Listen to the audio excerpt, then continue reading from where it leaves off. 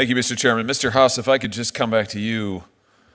Let me ask you about the Ingham case. I'm sure you remember that case. That was the one litigated in my state, in the state of Missouri. 22 plaintiffs who alleged that your baby powder caused ovarian cancer. By the way, didn't the FDA find that there were traces of asbestos in your baby powder?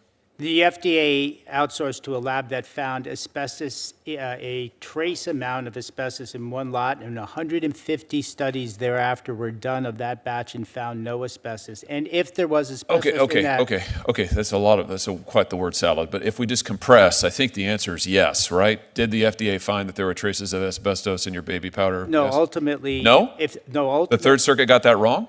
I just read it in their opinion.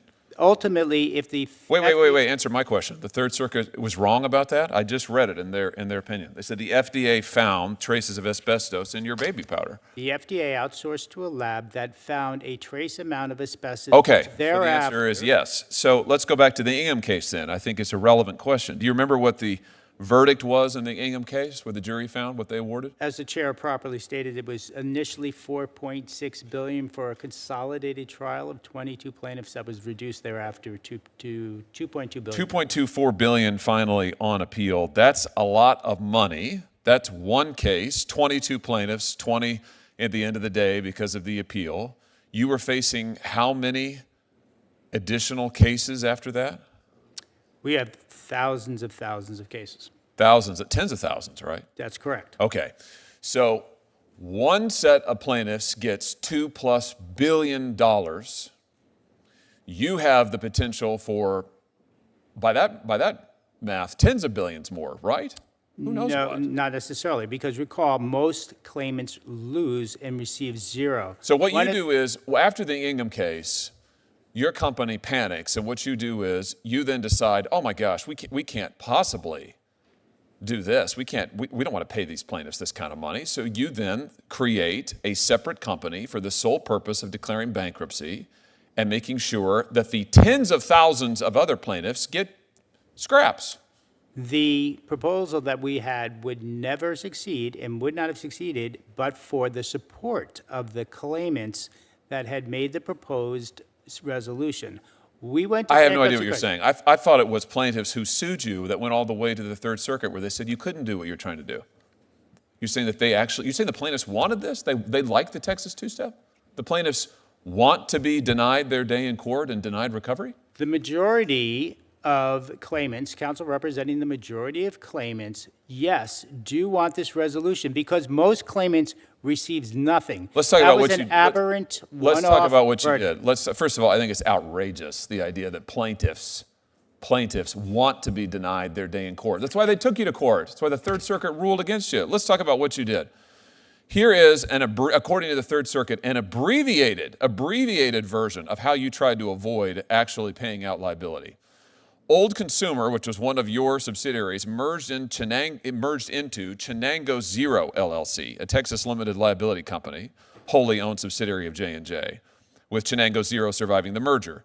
Chenango Zero then effected a divisional merger under the Texas Business Code by which two new Texas limited liabilities were created, Chenango 1 and Chenango 2, and Chenango Zero ceased to exist. Then Chenango 1 converted into a North Carolina limited liability company and changed its name to LTL. Chenango 2 then merged into Curahee Holding Company, the direct parent company of LTL. Curahee survived the merger and then changed its name to Johnson & Johnson Consumer Incorporated. Are you here to tell us that you think that this is a great way to proceed and is fair to the consumers who had asbestos in their baby powder? Indeed, the claimants after that transaction had access to more recourse than they did before, which is exactly more recourse. Which is exactly you the reason. Created, in the words of the Third Circuit, you created a company with the sole purpose of sending it into bankruptcy, so you could limit your liability. Here's what I don't understand: Johnson & Johnson is a hugely profitable company, isn't it? This is where we're talking about a subsidiary. Oh, I know, but you own them all. Position. You own them all. So aren't you hugely profitable? I mean, how much money did you make on the COVID vaccine, for example? Nothing, actually. We made nothing. You got billions of dollars in subsidies from the federal government. Taxpayers have paid you billions. How much did you make on opioids? All those opioids you prescribed? How much did you make on that over the years? I do not have that information. Really? I thought it was curious when you said that your company credo was to always put the public first. It is. Was that what you were doing when you were lying to doctors and patients about the addictive nature of opioids? Is that why your company agreed to billions of dollars in settlements with states and other localities because of what you did to further the opioid crisis? We prevailed in the only 2 cases that were tried. You settled for billions of dollars, and I brought one of those suits, and it's the proudest thing I ever did as Attorney General of the state of Missouri. Your company has made billions of dollars on American consumers, multiple times lying to them. And the idea that you now are looking actively for ways to limit the liability for further torts you have committed against the American people, I think is outrageous. Absolutely outrageous. And if you want to know why the American people don't trust huge corporations, it's because of companies like yours. And I would just say to my colleagues, if you want to know why private rights of action are so darn important and why we need to use them against the big tech companies, this is the reason why. One jury verdict got $4.6 billion. That's a hammer. Companies fear it. They fear it.